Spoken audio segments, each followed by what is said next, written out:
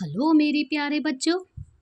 अपना ट्यूशन में आपका स्वागत है और मैं हूं आपकी ट्यूशन टीचर।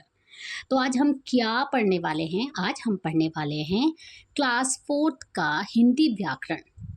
तो चैप्टर 1 से हम स्टार्ट करेंगे, जिसका टॉपिक है भाषा। भाषा क्या होती है? जो भी हम अपने घर में या अपने फ्रेंड से, अपनी फैमिली मेम्बर से, किसी से भी बात करते हैं, एक दूसरे को बात समझाते हैं, तो जिस भी भाषा में वो बात कर रहे हैं वो एक क्या होती है? भाषा होती है। ठीक है। अभी चैप्टर की स्टोरी से हम समझेंगे। देखो यहाँ पे दो कैरेक्टर है, दो बच्चे हैं यहाँ पे, जिसका नाम है माधवी और दिशा। ठीक है। माधवी संकेत से दिशा को कुछ समझा रही है। संकेत मतलब इशारों इशारों में कुछ समझा रही है, तो दिशा उसकी बात समझ नहीं पा रही। ठीक। अब हम अपने मन की हर बात संकेतों से नहीं समझा सकते। इशारों से हम अपनी कोई भी बात नहीं समझा, थोड़ी थोड़ी समझ में आएगी बट प्रॉपरली नहीं समझ आएगी। यदि वे आपस में बातचीत करें तो दिशा उसकी बात समझ सकती है। ठीक है। जब तक हम एक दूसरे से बात नहीं करेंगे तो हम बात कैसे समझेंगे? सारी बात तो इशारों में नहीं समझ सकते ना, और ना समझा सकते हैं। देखो इसमें माधवी क्या कहती है? माधवी, दिशा देखो, नानी जी ने मेरे जन्मदिन का उपहार भेजा है। तो दिशा कहती है, अरे वाह माधवी, मुझे भी दिखाओ। माधवी, हाँ मिलकर देखते हैं। उपहार के साथ नानी जी ने एक पत्र भी भेजा है, उसे भी पढ़ते हैं। तो दिशा बोलती है, अच्छा पत्र भी है, फिर पहले पत्र पढ़ो। ठीक है। इसमें देखो बच्चों कितने कैरेक्टर हैं? दो, माधवी और दिशा।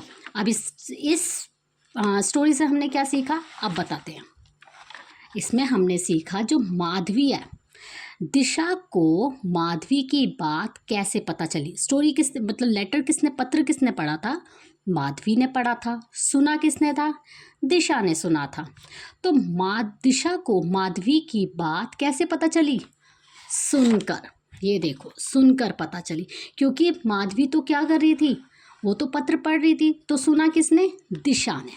ठीक है। अब दिशा को कैसे माधवी ने दिशा को कैसे बताया?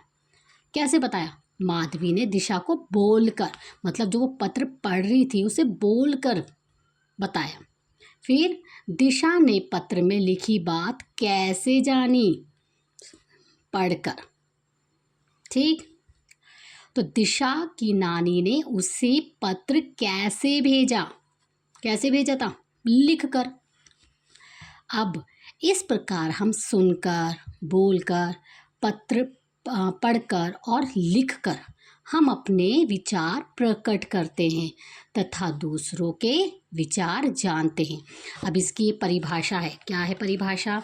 इसकी परिभाषा है, अपनी बात को एक दूसरे तक पहुंचाने के लिए हम जिस साधन को अपनाते हैं उसे क्या कहते हैं? उसे भाषा कहते हैं। समझ आया सबको अब भाषा क्या होती है? तो अब भाषा के भी दो रूप होते हैं। कौन से? मतलब भाषा हम कैसे कर सकते हैं? या तो हम बोलकर या फिर लिखकर। मतलब या तो हम मुंह से बोलेंगे, तो इसके दो रूप है, मौखिक और लिखित। मौखिक भाषा और लिखित भाषा। अब मौखिक भाषा क्या होती है? मौखिक का अर्थ होता है मुख से निकली हुई भाषा। ठीक। जब हम बोलकर और सुनकर विचारों को एक दूसरे तक पहुंचाते हैं तो ये भाषा का मौखिक रूप कहलाता है। ठीक है बच्चे, समझ आया? मौखिक मतलब जो हम बोलते हैं ना, बोलकर और सुनकर, तो वो मौखिक भाषा होती है। और लिखित भाषा क्या होती है? जिसका अर्थ है लिखी हुई भाषा। जब हम लिखकर और पढ़कर अपने विचार एक दूसरे तक पहुंचाते हैं तो यह भाषा का लिखित रूप कहलाता है। ठीक है। अब संसार में अलग अलग भाषाएं बोली जाती हैं, जैसे चीन की चीनी, जापान की जापानी आदि। मतलब कि भाषाएं जितने स्टेट्स होंगे, ठीक है, जितने स्टेट्स होंगे तो वहाँ उनकी अपनी अपनी भाषाएं होती है। भारत में अनेक भाषाएं बोली जाती है, ठीक है, लेकिन जिसमें से हिंदी जो है वो भारत की राजभाषा है। देखो बच्चे, ये बहुत इम्पॉर्टेंट चीज़ होती है। सबसे पहले तो भाषा क्या होती है, ये एक इम्पॉर्टेंट चीज़ है। और भाषा के दो रूप हैं, कौन कौन से, मौखिक और लिखित एग्जाम में आता है, ध्यान रखना, ठीक है। तो मौखिक और लिखित दो रूप होते हैं। और हमारी राजभाषा कौन सी है, हमारी राजभाषा है हिंदी, क्योंकि ये भाषा भारत में हर जगह बोली जाती है। सब स्टेट्स की अपनी अपनी भाषा तो है, लेकिन हिंदी तो ऑलमोस्ट आती ही है सबको, ठीक है। आगे देखो, अब जैसे देखो एग्जाम्पल देखते हैं यहाँ पे कुछ, जैसे राज्य और भाषा। जैसे पंजाब में क्या बोली जाती है, पंजाबी। गुजरात में गुजराती। राजस्थान में राजस्थानी।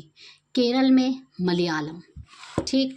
कश्मीर कश्मीरी। महाराष्ट्र मराठी। आंध्र प्रदेश तेलुगु। तमिलनाडु तमिल। असम असमी। उत्तर प्रदेश हिंदी। कर्नाटक कन्नड़। मणिपुर मणिपुरी, ठीक है। ये राज्य और भाषा है। नेक्स्ट टॉपिक देखते हैं। नेक्स्ट है हमारा लिपि। अब ये भाई लिपि क्या होती है, सभी भाषाओं के लिखने के लिए कुछ चिन्ह निश्चित होते हैं। इन्हीं चिन्हों के द्वारा हम अपनी बात लिखकर प्रकट करते हैं। इसकी परिभाषा है, भाषा को लिखने के लिए निर्धारित किए गए चिन्हों को लिपि कहते हैं।